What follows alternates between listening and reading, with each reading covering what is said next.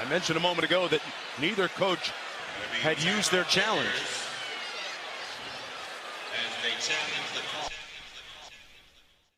That guys to I keep I was like, what game show is this?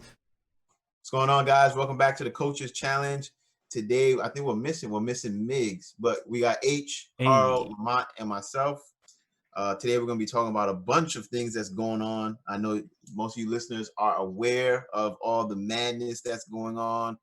I just want to start off by saying, man, I want to go to the bubble. I don't know about you guys. We don't have the PS5 in the bubble, so they're not having the PS5 in the bubble. Listen, I read the 100-page documentation that they put out, and I could have sworn I saw the PS5. You didn't see the PS5. So what are your guys' thoughts on the bubble? As far as resources that they're gonna have available for the players. I think it's still gonna be hard in terms of like for the teams that keep winning mentally to just stay in that one area for that long, because I think it's hard for anybody. Like for the people who haven't had to go outside during this whole pandemic, I know it's been weighing on them, and they've been home, place that most people want to be, but they did the best. They're doing the best they can. Like all the amenities that they've added in there, the fact that they've got freaking movie theaters that are going to be showing movies that, for the rest of us, is delayed until the end of the year or even up to next year, and they're going to have those because let's face it, all those movies, majority of them are mostly all done. It's just that no one is going to waste the money to put the movie in the movie theater right now. So they want the maximum amount of money because we don't know how those real premieres at home have been doing, even though I've used some of them. And I think they're doing a pretty good job in terms of the safety thing. I hope that they have something to monitor the hotline, because I can see how some people can try and abuse that. But other than that, it's a really good step that they're doing in terms of making it entertaining and safe for the players. Yeah, I agree with Lamont. I think the NBA is doing a good job in terms of, trying to make it entertaining. I know some of us, we look at 3 months and we say, oh my gosh, this is like such a long time. But one thing that I say to people is that a lot of these players have gone through summer camps, like, basketball camps in the summertime. And prior to them reaching here, and most of those camps would be around like 3 months, where you are in a remote location and you are away from family, but you're like spending time building your skills. People go away to boarding school, and sometimes that's like a year before you see your family. So I think 3 months is definitely possible. The only issues is potentially safety concerns. I think if people were framing the question as to why we shouldn't have the bubble because of possible COVID, especially right now, like, Florida seems to be getting another spike in COVID. I think if they were framing it around that, then that argument would be more convincing. But if it's just, if we're just framing it on the mental health of people, spending time for 3 months in a specific location where there's going to be lots of entertainment, there's going to be movie theater, there's going to be opportunities for NBA players to go watch other NBA players play, and they're going to be kind of like the cheerleaders or the agitators, like the ones that are saying boo. Like imagine like you're about to face another opponent, so you just go to their game just so that you can heckle them, right? So like, oh wait, you can do that? Yeah, they're allowing the NBA players to be able to go to the other NBA player games. Right, that could actually be dope. Yeah, so I'm saying like, you're getting that, and you're getting all the other additional amenities, and you're staying at a top hotel, a Disney hotel. I'm pretty sure like they're doing things to make sure that these guys are entertained. Their family is going to be there later on. It's going to be less and less people. So I think in terms of like from a mental health perspective, I think it's doable for a lot of these players because they've had training in other situations and scenarios. Now, if we're talking about potential health concerns, yeah, that's a credible argument. I don't know if we want to talk about the race thing yet, but that's my opinion so far. I think we'll go into that later because I have other things I want to talk about the bubble. Okay, cool. Yo, the bubble. Aside from all the health concerns, let's say everything is safe, everything is sterilized, everything is, treated with precaution, and they test everybody, and everybody's clean, and they dust off the handles, and they wipe the screens, and they blah blah blah, and let's say everything is good, right? The bubble sounds dope. Like Carl and Lamont were saying about, they're making sure that the amenities are right, that the entertainment is there, that they're comfortable, and they get to see the other games, and they get to, mingle with the players and bring a family member and be at Disney and have the PS5 and they're not having the PS5 with The Last of Us. Anyway, but yeah, it sounds dope, sounds great, love the colors, but I think about it like this. I would hate to be stuck in I don't care if it's a resort, the best resort in the world. I don't want to be stuck for 3 months in a dope ass resort with my coworkers, bro. I would not feel comfortable. I wouldn't. Every corner you turn, you see a coworker. You feel me? You know how you got to tippy toe at your job because you can't say this to this person because this person is gonna say this to this person.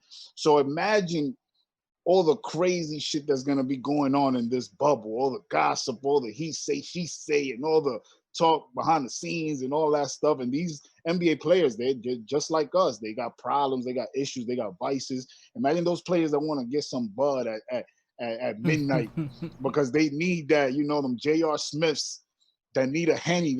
They sell Henny at Disney. Can I bring a bottle of Henny? or they just give it, all I can watch is Disney Plus, not even Netflix. You feel me? So my point is, being in a dope place, yeah, that you could have the best entertainment, the thing, the this and that to get your mind off the game. But like Dennis Rodman said in episode 2, in between, inside those lines, it's fine. I'm good on the court. I'm good. It's outside and all the media and all the scrutiny that comes with being a public figure, that's gonna be crazy in that bubble because everywhere you turn, Kyrie is gonna see a media member, and they're gonna, even though Kyrie is not even playing in that thing, but whatever. The players are gonna see the media, and those players that are trying to get away from the media and it's I see the pros and the cons, but ultimately I'm all for the bubble, man. I like the idea. Sounds dope. Yeah, like I said, I agree with like the negatives and the cons that both of you guys said, but for Carl, I agree with you with the fact that most of these players are used to it, like the majority of them, because they've gone to basketball camps. But it's also, like I said, this is all a mental thing. The difference between the basketball camps and like this is you can say with 100% certainty when they were kids, they went to basketball camp, they wanted to legitimately go there.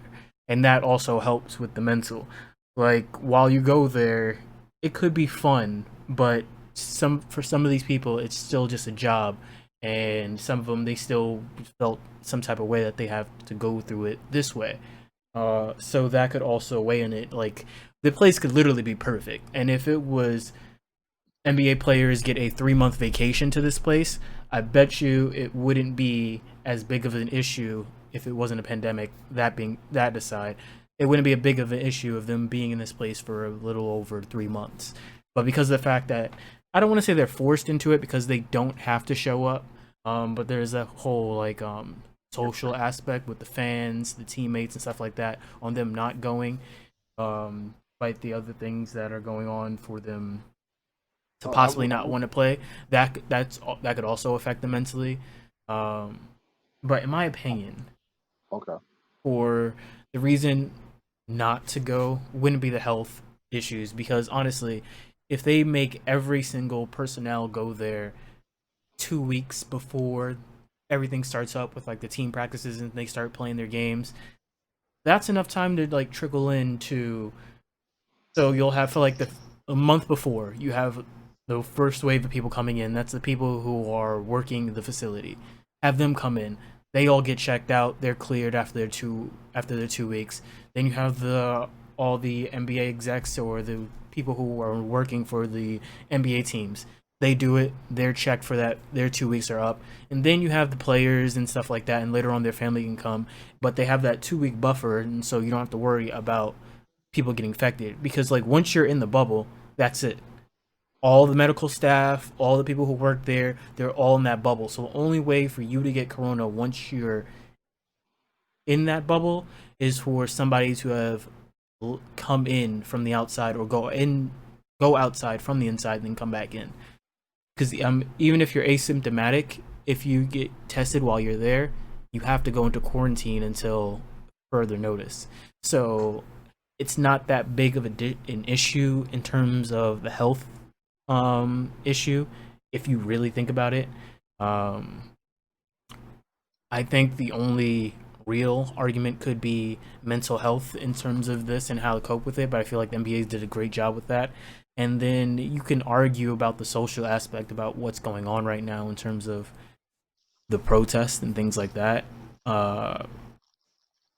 But I don't think that playing the season is going to help or hurt the protest. If you really want to protest something like this in terms of the NBA, they should be protesting next season, for them trying to start next season in December and trying to finish it by the normal time of playoffs. If they want to protest something, they should be protesting that. Playing right now isn't a real issue, in my opinion. In terms of the mental health, I think one thing that the NBA has allowed, that addresses your point, as to whether or not players don't want to be there, is that they can inform their teams by next week, which is June 24th, Mm-hmm. that they would not like to play. Yep. So they have that option. So I assume that everyone who is going to be there Wants to be is there. because they want to be there, right? Because you have the option of Or not they being. have to be there. I'm sorry. Or they have to be there because of the money. That's They need true. the money. Yeah, but you want to be there because of financial reasons, right? So, and financial reasons sometimes trumps your mental health. A lot of us go to work even though we don't necessarily want to, That is right? true. But then That when is true.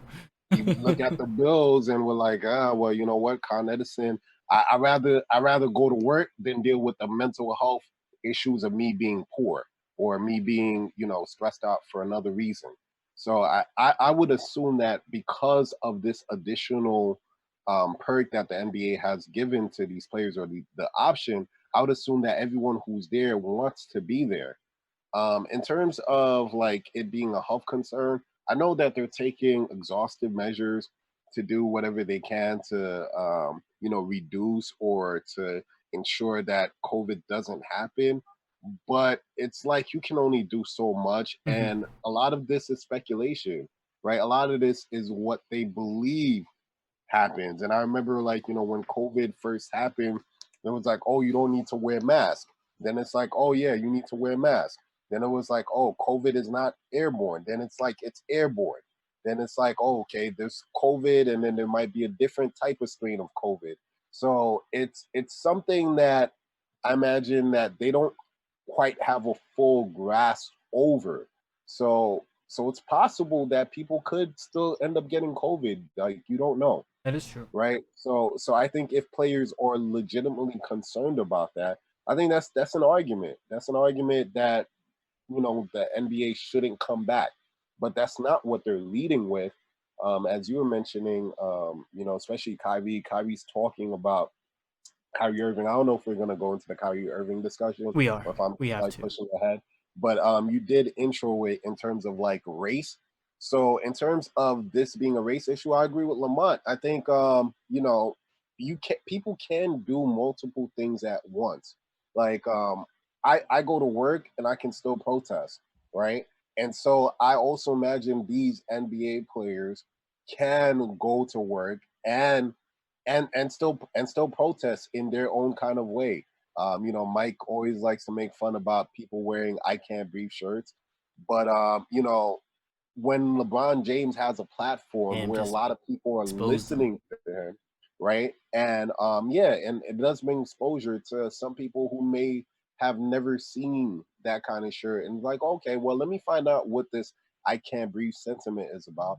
And it also gives a platform for him to speak on those topics, right? So like, after an NBA game, like he makes sure to address it. And maybe he has a fan who might be on the camp of all lives matter, or might be in the camp of potential racism but loves sports, and then really likes LeBron and wants to hear him speak, and something that LeBron says changes that individual. So I think people can do both. That's just my opinion. Or maybe I just really like basketball and I want basketball to come back, and that's causing me to be blinded by the need for us to all be together protesting at the same time and not doing anything else. Maybe I also need to quit my job.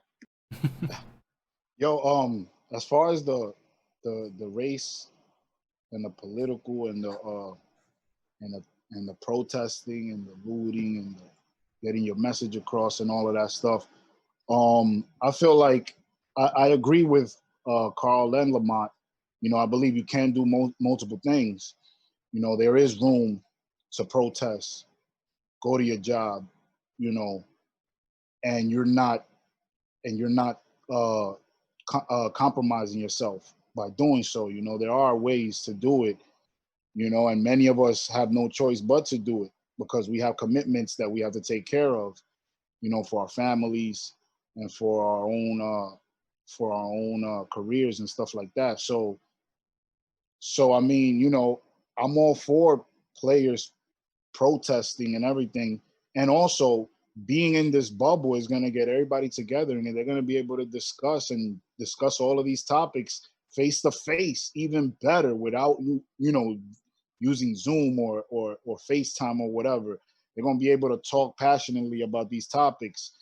And certain guy, and now you're going to be able to be, maybe a role player is going to be that has some good ideas or something like that, is now going to be able to reach out to King James, because King James is going to be in the vicinity, so it's going to be a big social thing in the bubble, I assume. I'd hope so.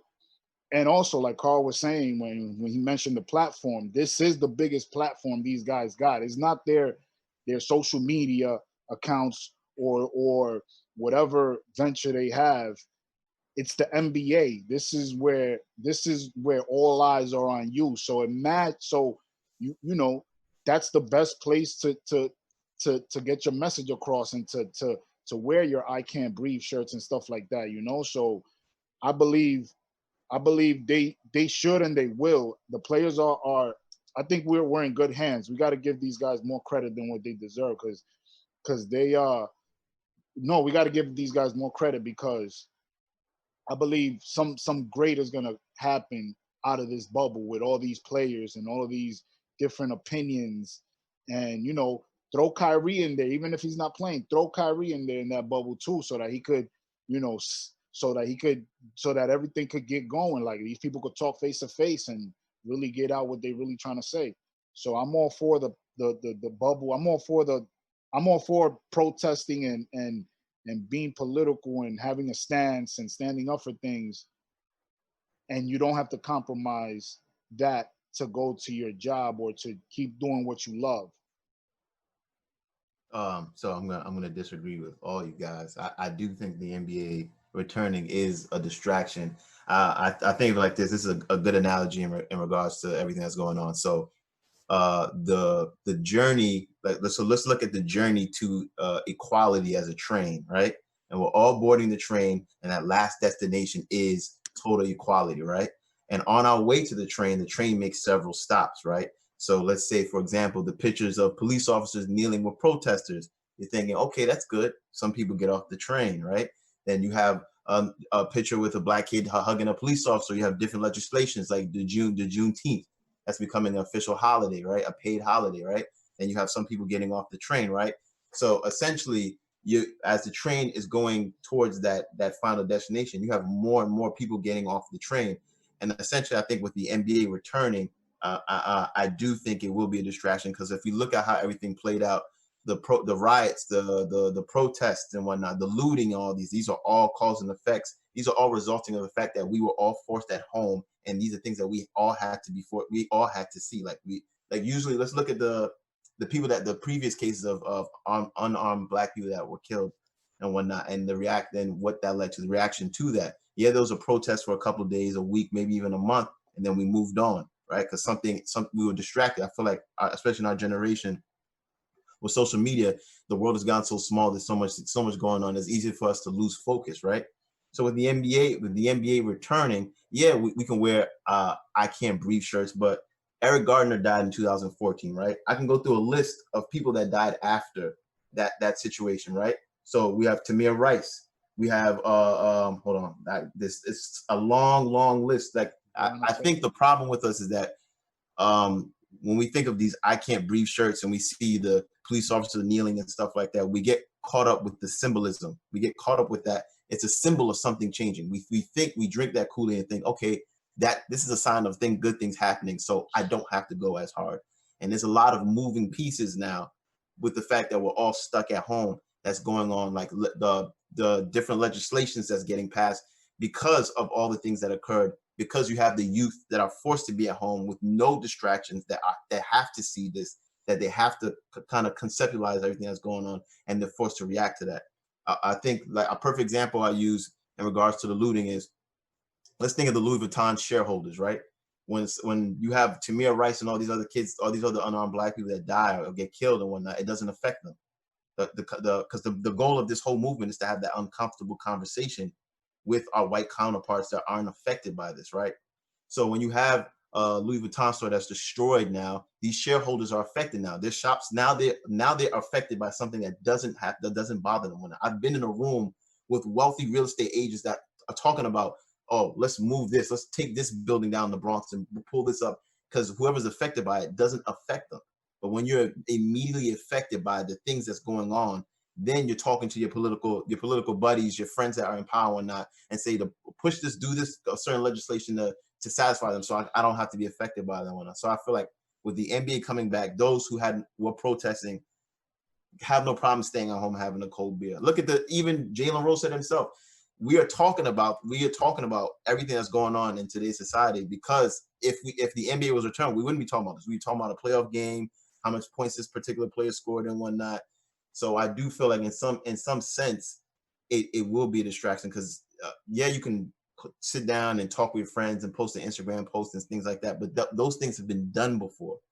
The things that have occurred after George Floyd has died is things that within our lifetime, maybe Harold's a little bit older, so he probably can speak of the Rodney King and whatnot, but within our lifetime, we've never experienced. These are things that we've heard. Like, I've been in Soho and I've never seen a place like that look like a third world country. Stores, $1 million stores being torn down and whatnot. Like, people that don't care about this situation, unaffected by the situation, are forced to speak about it. So I feel like with the NBA coming back, our attention gets deterred to that. And then you see LeBron wearing an I Can't Breathe shirt and think, okay, he's wearing an I Can't Breathe shirt. And yeah, he's at a big platform, but how many of these white viewers are saying, wow, he's wearing an I Can't Breathe shirt, so let me go research and figure out what's going on and why he's wearing that? Compared to, wow, they're looting Saks Fifth.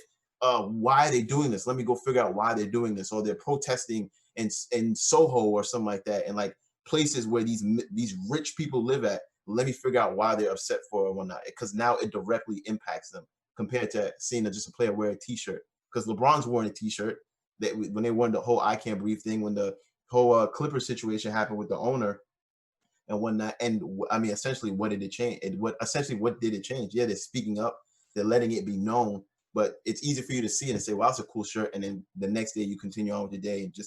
You get what I'm saying? I understand what you're saying, but thing is, it's like the Players Association for like the president, the assistant president. I think that's what Kyrie is, and all of that. They could just be smarter about it. Like, the way that they went about it, it doesn't.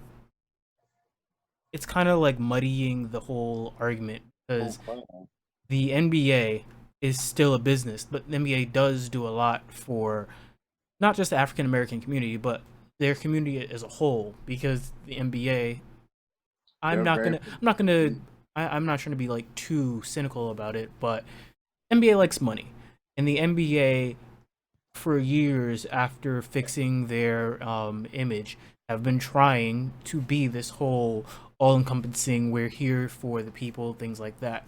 So in this argument for getting the season to start, I still think they need to talk about next season. That's what they really should be fighting for. But they could have the whole while the whole time while in a bubble, it could be a whole big protest using the platform, not just individual players like LeBron wearing the I can't breathe shirts and that symbol. Like they can all still do that. That's all well and good, but they can actually use the NBA's platform to their advantage. So there could be proceeds for every game while they're into that go to any type of what do you call it, foundation for George Floyd's legal team and all the other protesters and things like that. They can still do that, along with having moments of silence during the games before it starts, and having open protests right before and even after the games, so that that way the message of what's going on isn't being lost with the games as well. And if the NBA says no, that also plays into your favor because there's nothing wrong or really that much damaging to them, except for people again who are closed-minded. I'm not just gonna say only the racist people, but racist people and closed-minded people who can't see past their own bubble will be affected by that in a negative way. And so the NBA refusing to do something like that, it doesn't have to be to the extreme of what I said, but anything like that would look really bad for the NBA. So the players could get what they want from right there.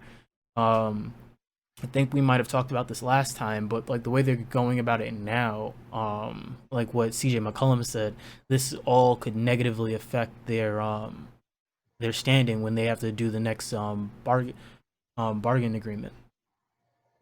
Yeah, I would further agree with Lamont.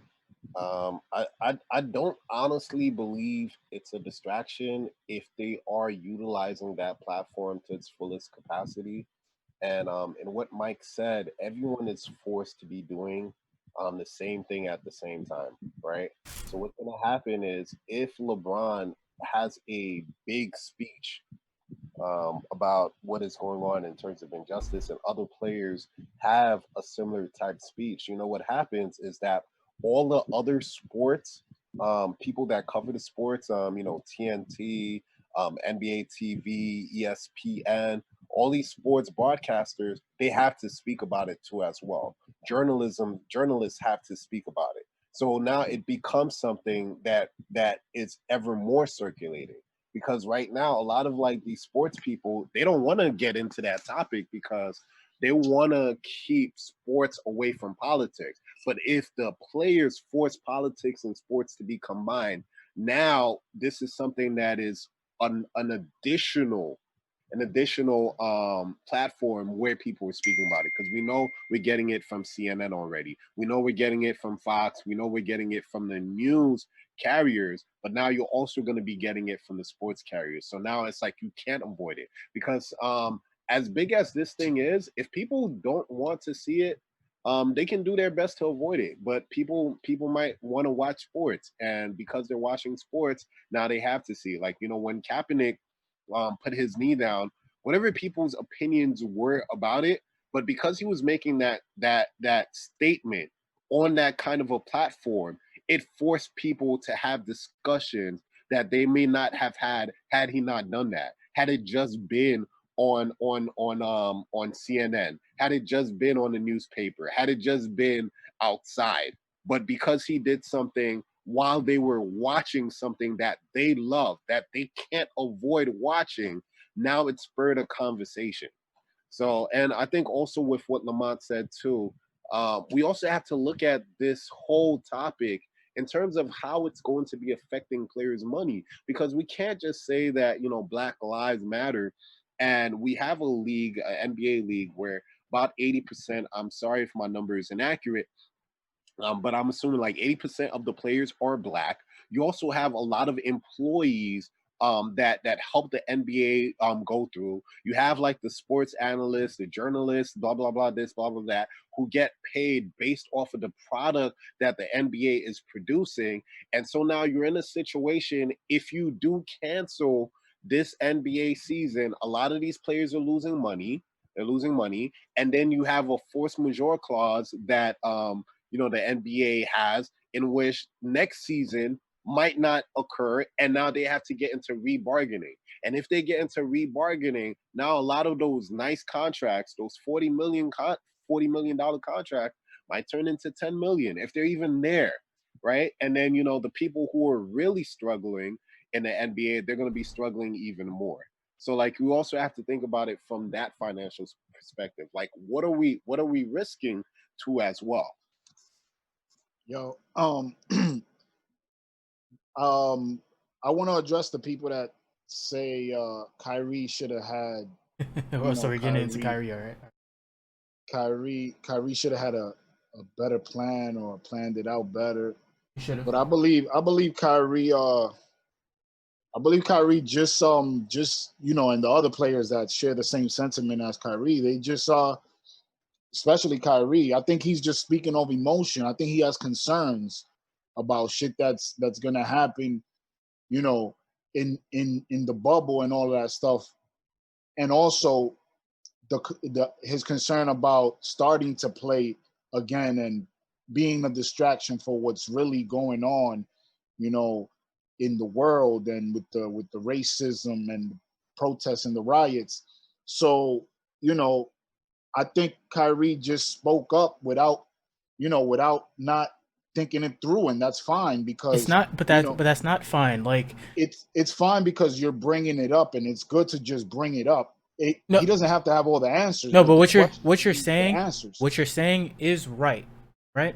But the reason why it's wrong for Kyrie to do that is because Kyrie is putting himself in a leadership position. If you're going to be a leader and you're going to be speaking for not just yourself but for other people, if Kyrie was only speaking for himself, wouldn't be an issue. Because he was just being emotional about the whole situation. No, I guarantee. Well, I heard from Stephen A. Smith that he's not the. What's his title? His title for I think he's like an assistant president, but he's an assistant to Chris Paul. But Stephen A. He's also the team rep for Brooklyn Nets. So like every team has a rep. So he's the team rep for the Brooklyn Nets, and he's like a vice. That puts you in a leadership position. Like even if he's a vice, but like see, this is my only problem with Kyrie because I think he's an amazing basketball player. I feel like he is one of those people who thinks very deeply about things and it just spurts off. And it could be a benefit for him, but because of the fact that he does that before he gets all the information, and I don't know him, but I'm pretty sure once he gets all the information, that's when he actually revisits the situation and goes with it. I don't think that Kyrie is arrogant enough to stay on a topic, get facts, and then just dismiss it. But Kyrie wants to be a leader. And right now, he's never shown those qualities. He tries to mimic the qualities that he thinks the leader will have. And that's my only issue with it. He's not actually learning on how to be a leader. He's still mimicking what he thinks he should be doing. If he was being a leader about this, no leader can actually effectively lead anybody or get anything done if they go off of emotion. They have to hold that shit in, take in all the negativity going on around them, and they have to analyze that shit and then go off and have a plan. And your people might not like it in the beginning, but after a while they'll see shit and be like, oh, that works. That's what happened with Malcolm X. That's what happened with Martin Luther King. People weren't immediately on what they were doing at first because it just didn't seem right. I agree. I agree with that. Because with Malcolm X, when it first came out, what he was doing, he was like, we need to go after these white people, and they're like, but we getting our asses kicked. I don't know if that's a good thing. Then he started getting results, and they're like, okay, this is what we need to do. Martin Luther King approach was something different, and they were like, we're getting our asses kicked being peaceful. I like what Malcolm's doing because at least if we're getting our asses kicked, we're kicking asses back. But then they saw that shit work. I agree. Malcolm I X agree. had the comfort of Nation of Islam that was already established before him. I know he had more help, but I'm saying like, but he did No, convert, but he converted other good. people to the Nation of Islam based off of not just of what Elijah Muhammad was doing, but they were Yeah. that's another reason why there was a rift between. I'm not going to say Elijah Muhammad because we don't know that for a fact, but like other people in the movement, because they felt that a lot of people were joining the movement just based off of Malcolm X, and they felt like he was going after Elijah Muhammad's position. Muhammad. Yeah. That's because he was a true. That's because he was a true leader that was also working with another true leader. But my whole thing is, I just don't think Kyrie is the person who should have been having this conversation. No, he's not, and you're right, because I don't agree with the way. I'm not saying he was organized or he has a game plan or anything like that, because he doesn't. But because even Stephen A. Smith said, he's the assistant. He's an assistant to Chris Paul, and he hasn't even reached out to Chris Paul. You feel me, about none of these topics and all that. This is from Stephen A. Smith. He hasn't reached out to the league or anything like that. So his way about going, his way of going about it is not the best, but it rose up the question. It got people talking. He doesn't care how he looks at the people. Kyrie doesn't care how he looks at people. He just wants to really spark it up, because he knows his emotions is telling him that he doesn't feel right about just going into that bubble and making it a distraction. Because like Mike said, you forget there's always a next thing. The NBA is the next thing, and that's going to make us forget about the topics that's going on in the world and with the racism. So I kind of agree with Kyrie, but I also agree with Lamont Carl. He doesn't have a correct game plan. It's not well thought out.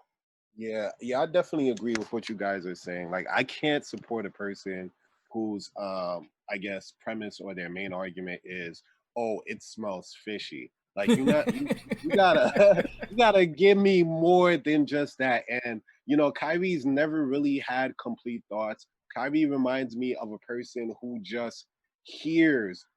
Maybe there's like a good leader behind him who is talking in his ear, who has really sat down and marinated Pops, with maybe. ideas. Yeah, whoever it is. Like, I'm not gonna make an assumption, and has said these statements in, I guess, in small bite size, right? And so now Kyrie is just going with that without actually sitting down and making the investment or taking the time to really learn on the topics that he wants to speak on.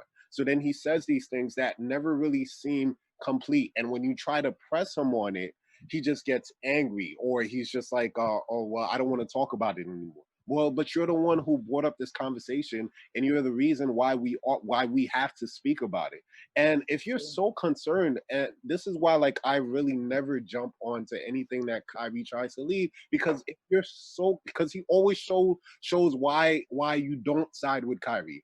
Because if you're so concerned about the bubble in terms of it being a distraction, in terms of, like, potential health situation, why would you be having a conversation with other basketball players to say, hey, how about we start our own league? Well, what's that gonna accomplish? Isn't that also gonna accomplish a distraction, because we're all gonna have to be focusing on this other league? Isn't that also gonna be? That's why I say it's not well thought out at all. So I can kind of get where. Well, I don't agree with the only, but I can kind of get where he is trying to. If I'm trying to understand his point, in a sense that, so the NBA, we understand that the NBA is a business, right? And I think a lot of people forgot that the situation with China happened earlier this year, right? Was it earlier this year or late? Or was it late? Was it late last year? Late last year, I think. It was late last year. The NBA are still mending that relationship, right? At the peak of it, they were standing to lose up to $400 million as China is their partner, and that's a relationship that is still mending, right? Right. On top of the coronavirus happening and them losing up to them could lose or them potentially being able to lose up to $1 billion, right? So those two impacting the NBA. Now they're at a because at the end of the day, it's still a business, that they're still at a point where it makes sense for them to want to push the completion of the season. Even so much so with you looking at like we were talking about with the Zion situation, with them doing the setting it up in such a way that's unfair to certain teams where you have Zion still being able to play and whatnot, obviously to garner ratings and whatnot. How's it unfair?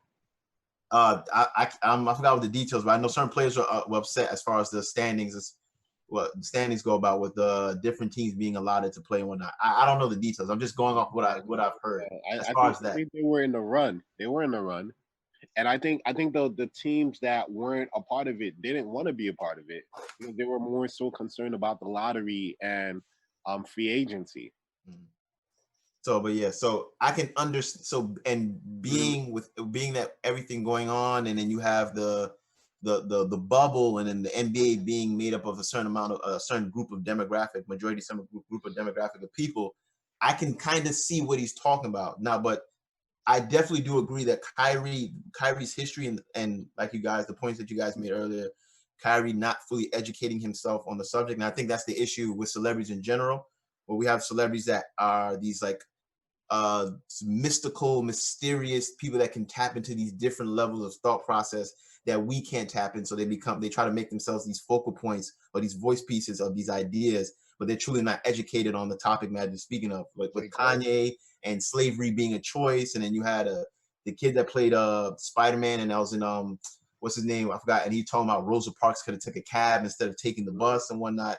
You have these pockets of people these celebrities that feel like they can speak on things they're not well versed on. But to go back on your point as far as the NBA, LeBron James being able to utilize his platform and whatnot, and Colin Kaepernick using his platform to create conversation. I mean, how extent was that conversation?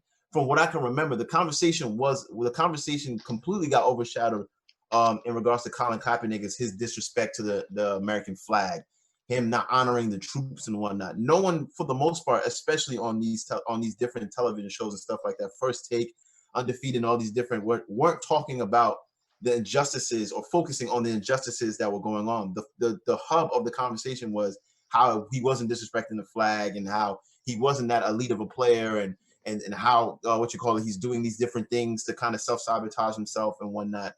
And when I look at it, and you bring up LeBron James in the Camp Brief shirt, let's think about the results that garnered after him wearing the shirt. When I look at what's happening now, Black Lives Matter 2-3 years ago was labeled as a terrorist organization. You have Fortune 500 companies promoting Black Lives Matter, regardless of whether they're hopping on the promo run or whatnot. You have Fortune 500 companies that were not voicing any opinions on the Black Lives Matter movement or the injustices that were occurring, vocally speaking on everything that is occurring now, right? And because we have been allotted this platform where everyone is forced to be at home and have to see what's going on, right? I've never seen the news cover an issue at this long of an extent. Even so much so, can you honestly sit here and tell me the young man that was killed in Wendy's, right? Had this not been the coronavirus and everything going on, that they would have charged the cop, right? And then on top of that, there's so much still going on. I believe they just. I don't think it's necessarily the coronavirus per se, but yeah, I think like we're definitely in a climate where when these things do happen, they're gonna get a lot of media attention. Social media. I believe it's because we're quarantined. Social media, but media in general wants to talk about these topics. It's just like when media really wanted to talk about coronavirus, like we were hearing about every single death that was at every single hospital, even if like people were dying for like other complicated symptoms, but because like media really wanted to cover coronavirus. Like they're just like, oh yeah, they died from the coronavirus. They need you scared. So quarantine has anything to do with the fact that you're instead of I think it helps. I think it helps.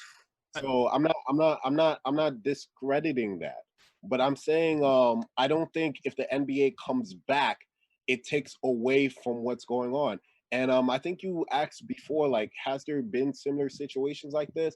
The only time I can remember from history is after MLK died. After MLK died, he was assassinated. There were like international riots. Oh yeah, no, I'm not referring to like I know there's been riots way even before MLK died and whatnot. I'm speaking as far as when you had a celebrity. No, but Mike, what I said was for this to the best argument for them to happen was not to do that. I said that celebrities could still do that, but to actually have the NBA be in charge of that.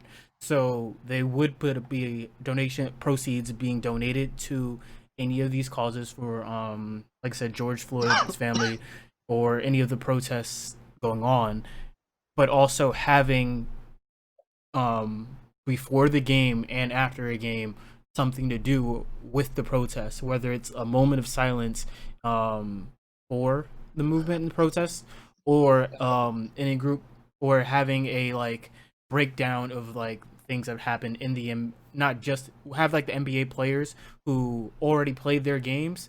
They talk about what's going on with the protests and things like that after the games. That way the NBA would still be helping along with the cause, and still getting the players to actually be on the court and things like that. And if the NBA says no to that, it looks bad for the NBA. So it forces the NBA into that position where they would have to do that. Like the players had all of the leverage to do that. That's another reason why I don't like the reason why Kyrie did that. If he'd have went to Chris Paul and they actually came up with a plan, they would have they could have actually gone into the meeting for the restart before they did that vote that he just second guessed after he voted for it, to actually have a good plan for them to start out and it not being a full distraction. Fuck around. There's a reason why Kyrie didn't say anything to Chris Paul and them. He probably don't trust none of them niggas, man. You never know, man. Everybody Kyrie smells fishy to him. yeah. Everybody has an agenda or something. Kyrie's one of those dudes, man. You can't understand his logic. After Kalani, man, he hasn't been the same. But I do agree. I don't think Kyrie was the proper person to have. But one thing I will say too is that the Ahmaud Arbery situation happened during the pandemic also. Yeah, no. Ahmaud Arbery was killed in February. That was before the pandemic. We got quarantined in late March. But yeah, I understand. He physically died before the pandemic, right? But when we heard about it, like when the video was released and it became news, it was about a month after, right? So we learned about it during the pandemic, and it didn't bring the amount of riots that we see today. So I think one thing that really sparked this was the fact that George Floyd was in handcuffs, and just having to watch that graphic video where it was completely indefensible. Because a lot of times, like with these situations, you could say, other people from the other side.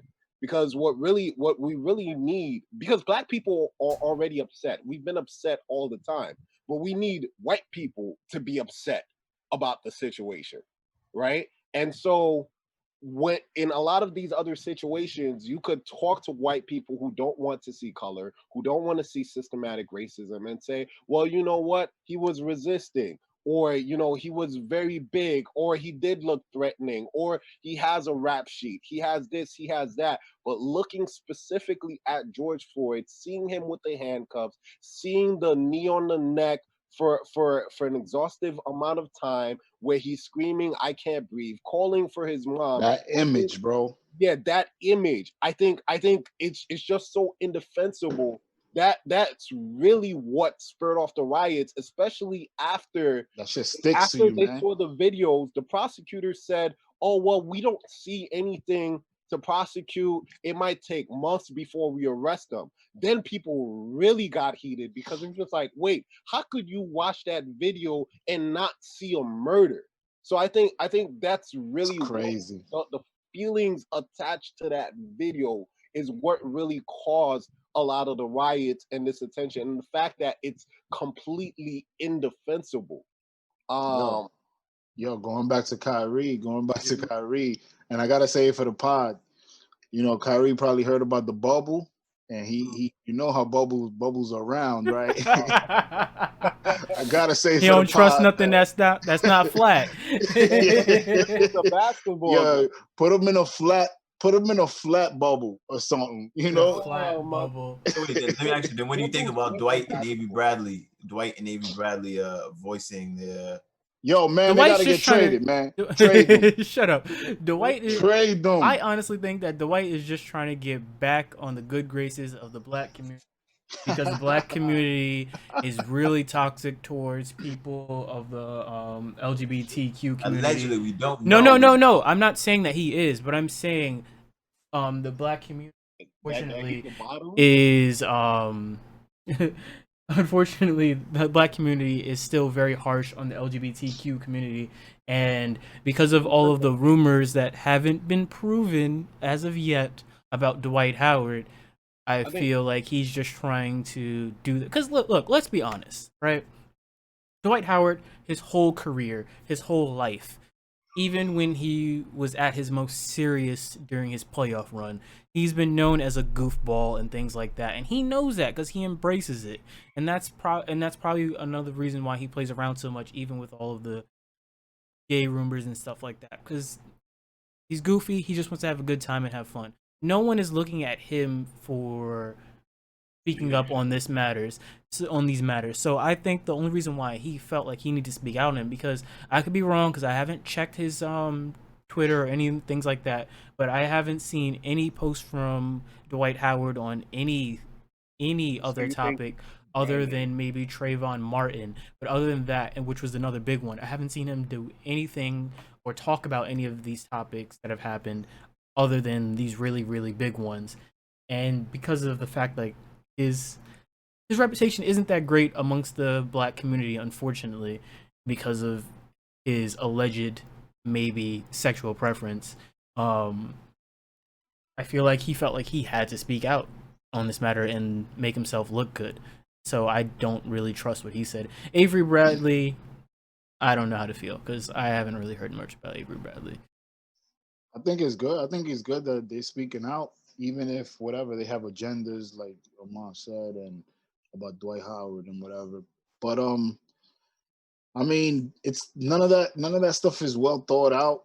I think now I hope LeBron and Chris Paul and the people that can think about it and think it out, you know, get together with Kyrie and hear them out and hear Dwight Howard and hear Avery Bradley. You know who really needs to speak? People like Jaylen Brown and Malcolm Brogdon, because these are people who actually spend their time researching these topics. Brogdon, They speak at colleges. They are president. international. Yeah, so like I feel like these two players, in terms of the NBA, I see them as the intellects. Like they're the top tiers in terms of like knowing these topics and knowing how to articulate them. They actually put the time and study these topics. So I'd be very interested in them leading it. But unfortunately, they don't have a platform like Kyrie does.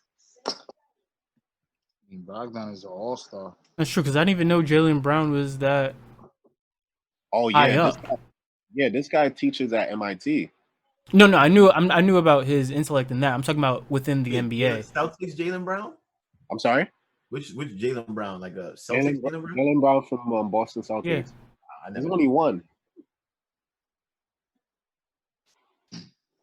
Like I knew about what he did academically, but I didn't know, like, in terms of his standing in the NBA. I didn't know he was that high up until I saw the picture of all of the representatives and stuff like that. I think that's impressive, especially because isn't he in like his fourth season? Yeah, I think it's his fourth season. Yeah. I think this was part of his fourth season. But he's been improving, like, you know, year by year. Oh yeah. Yeah, he reminds me. Y'all probably gonna attack me on this, but he reminds me of Jimmy Butler a little bit. I can see that. No, I can see that. Yeah, when Jimmy Butler first came in, like, you know, he wasn't that talented of a player, but, you know, he worked on it. He worked on the defensive side, and you know, his offense increased, and to the point now we have to recognize him as an all-star. We've been recognizing him as this for quite some time, and I think Jaylen Brown has a similar trajectory to me because he has the athleticism, he has the defense, and he's been improving on offense. Mm-hmm. Yo, let's talk about fantasy, man. Let's talk about Yahoo. Let's talk about the refunds. On a lighter note, so anybody that follows fantasy, unfortunately, was given the news. Don't say unfortunately, because we got not one, not two, the champion, but 3 times. The fantasy three championships. The basketball fantasy season was cut short. Consecutive. Premature championships. And the places were as is. Triple crown champion. If you were first place, you were the champion. I'm sorry, we got horrible by we got Bill, we got Mike, we got Kobe, and we got Carl. That's it. Yo, I did it for Kobe, man. Kobe died this year. I told him I was gonna make him proud. And Carl was in 3 leagues. You did what for Kobe? You created a pandemic for Kobe. I bought the chips. I bought the MBO. Kobe graced my season, making him the only fantasy player within our circle, within history, NBA fantasy history, to win 3 rings. 3 rings in 1 year. It was not acknowledged in FBA. Yo, it don't matter if you acknowledge it. Yahoo does. How does FBA not acknowledge it when he got the chip in FBA? There's no playoffs. Do you expect the ring? I respect it. He won. He had the best record. That's it, bro. If you don't respect it, you just sound like a hater. That's it. I don't respect what Yahoo did. Yeah. That's why in my league, their platform though, right? In my league, the FBA, I'm the commissioner, and I said, you know what? Let's acknowledge the 20 weeks, which I think this is what Yahoo should have done. Let's acknowledge the 20 weeks that happened, and it does count. It reflects on your rating, it reflects on your record, but you didn't play for a championship. You didn't play in the playoffs. Everybody knows that the playoffs is a whole different ball game. The first seed doesn't always come out alive in out of the playoffs. So, you know, we're not gonna jump to conclusions. So why did Yahoo feel like they could, you know? So yeah, that's how I feel about Yahoo. That's why in my league, in the FBA, we don't acknowledge those trophies.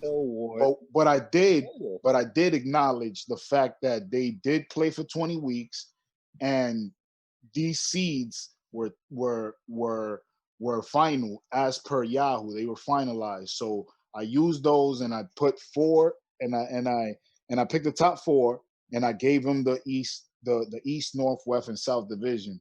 The only reason I'm talking about this is because I'm you know, there was a lot of people. There was some owners that had very controversial. Refunds. Yes, it was very I need my refunds. Controversial. Context, giving them context. Yeah, so you know, so I decided to acknowledge the 4 division winners. I gave them their prizes. I decided to acknowledge the MVO, which was Carl. You know, great job. I respect that. You had a great. You got to break down that acronym. It's not just most valuable owner. Most valuable owner, Carl. Let them know what that means. I respect that. That's a feat. You don't respect it. You don't respect the chip. That's messed up, though. I don't respect the chip because he didn't play. He didn't play Alex. He didn't play. How was this given context? You know, I wasn't in there. I'm gonna give you context too. I'm gonna give you context also. Harold has had this league for 5 seasons, and he's been wanting his name on the chip. Since season 1. My name on the chip. It hurts. He's crying. He's sad. Bro, every time I put a picture of me, Carl Trotness, next to FBA 2019 champion, it hurts him inside. I'm feel for you, but I'm bro, 1 for 1 at the how finals. much you cry, your tears cannot wipe away my name from 2019 FBA champion. He said he's putting an asterisk and putting Corona next to it. Oh, you can put whatever asterisk you want next to it, but you gotta put champ first. Curious, what does Yahoo say? Yahoo says he's a champ. Yeah. That's it. Official. Not the FBA champ. Not the FBA. Not the FBA champ. There was no FBA. Yahoo says there was no FBA That's another reason why, Mike. That's another reason why I decided to go the route that I went to, because we acknowledge the MVO, we acknowledge the division winners, but we didn't acknowledge the championship because there was none. So we didn't distribute any money, any prize money for that invisible championship. Invisible, he's right here. Invincible, it's still So championship. Carl, Whether did the you championship is invisible or not, win? it's still championship. Carl, did you win division money? I won the league. Did you win MVO? Did you win MVO? Did you win MVO? He won the league. Carl, did you win MVO? He won the league. Carl, did you win MVO? In the great words of Did Paul, you win your division? I'm not calling backboard. I'm calling game. You won division money, Game MVO over. money. Check your receipts. Over. You won MVO money. Damn, bro. You won division money. I was crying. Yo, I'm sorry, bro. Yo, I wish I couldn't do it. Yo, we didn't send out no. I'm gonna call Yahoo. As far as I know, the pot was 1,500. I didn't know the pot was 1,500. I didn't send out 1,500. Harold. I sent out 200 here and a couple hundreds here. Damn, bro. Yo, you want me to call Yahoo? I'm gonna call Yahoo, man. I'm gonna ask them if they could take my name off of it. 1,500 is still in the 1,500 is still in the pot. Banner. The banner's still there, bro. You can't. 1,500 is still in the pot. Banner. 1,500. You could have been the first one to the 1,500. Yo, you can keep the 1,500. My name's on the banner. 1,500, bro. Yo, 1,500 is 1,500. Not in the FBA route. The banner is priceless. You can't put a figure on that. Listen, the pot still got 1,500 in it. Yo, bro, and the banner still got Carl next to it. I gave out $100 here, $200 there. What's up? Yo, take my name away from the banner. Oh, there you. Maybe this was good that Miggs wasn't here, because I know Miggs would be heartbroken. Yo, bro, man. Yo, 3 chips in one season, not just one. Not just one, not just 2, not just 3. I came and I did it. Congratulations on MVO and division winner. That's it, man. And Yahoo sent me the congratulations for chips for FBA. Congratulations for MVO and division winner. Harold was in. Congratulations for MVO and division winner. FBA MVO. It takes true skill to be number 1 in 3 FBA division winner. So, bro. There was no FBA trophy, no FBA presentation. There was no FBA trophy. No championship trophy given. No championship money given. No trophy was given. Carl, did you get a trophy? Yeah. Oh, I'm confused. How everybody knows. Everybody in fantasy knows 2019 trophies weren't earned. They were so Harold, according to you, according to Yahoo, not according to Twitter, not according to FBA. So Harold, according to you, Rob is still the FBA defending champion. According to you, Rob is the 2019 FBA champion. Bro, man. That's all I gotta say about that. You feel me? Dang, Harold, I didn't know this was gonna do this to you, bro. I'm sorry, man. I'm sorry. If I knew, I would have. I'm sorry you have to see this side. But listen, I mean, no, Carlos. A lot of people are gonna be coming after your head when I congratulated you. I congratulated you for MVO. That's fun. Man, all season I was giving you your props. I was not saying anything. You know me, I'll troll it. But you did your thing. Yeah. But there was no chip money given. I expect to do that next season if Corona, doesn't get involved, I feel like the only league that I really haven't, figured out in terms of the statistical ahí sí le da clic. In terms of like the rule setup, it's FIBA. That's it. I feel like FIBA is great because first of all, the 20-man FIBA is the league that we have for those listening. Yeah, 20-man league. 20-man league. I like that gimmick. I told Miggs, yo, keep that gimmick because I'm not a fan of it, bro. Yeah, but there's no other league that big, so it gives you a different look. It's different because the pickups aren't as significant, but they are. You feel me? Yeah, Because when you find that one pickup that could change your team, but it's really minimal, but it's still consistently minimal. So but you you know gotta what keep also him. makes Miggs league very difficult too? It's because he has like all the cats involved. So it's not just like it's a 20-man league, but like you have players like Westbrook with turnovers and percentages. All these cats are. I've been winning my league with turnovers, but people are scared of turnovers. People are scared of negatives. Turnovers, bro. I ain't scared.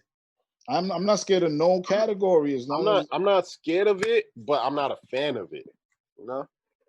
I done seen a lot of teams lose because of 1 or 2 turnovers. Yeah, bro. Yeah. Yeah. Congrats, Well, Carl. Congrats on your 3 rings. Making fantasy history.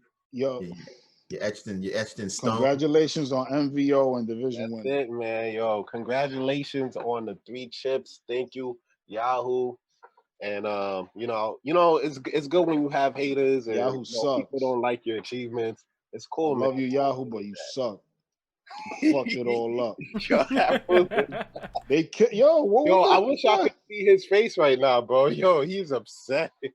That shit was a bad move, man. Bad move. Yo, he's shaking his head. I feel you, because I would love to get those 3 chips. Yo, he's been mourning, bro. If I got 3 chips, I'm never coming back to fantasy. I'm taking my Oh man, nah. You laughing, but he really would though. Yo, Carl, retire. Matter of fact, I feel like Jordan right now, bro. I don't want to leave. Yo, y'all gotta make me leave. You should retire. Go join hockey. Huh? Or Nah, baseball. I don't have Kraus, boy. I don't have Kraus. Go join I don't have Kraus. a fantasy baseball. I am Kraus. I'm Kraus and Jordan. Yeah. Just know there's a bounty on your head. There's a very hefty bounty. It's okay. Yo, I've never been afraid of that.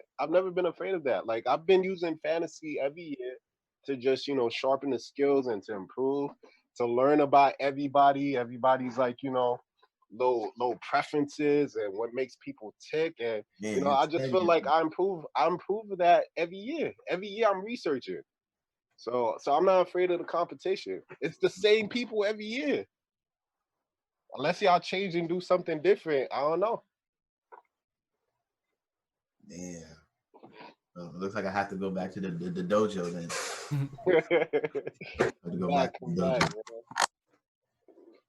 Yeah, thank you guys. We're gonna wrap it up. There. Congratulations again, Carl, for your 3 rings, breaking fantasy history. Yeah. Thank you. The champ is here. Thank you guys for listening. Be sure to subscribe, share, comment, and rate. And that's a wrap for us. And check us out next week for the next episode of the Coaches Challenge. Peace. Later. Peace. Later.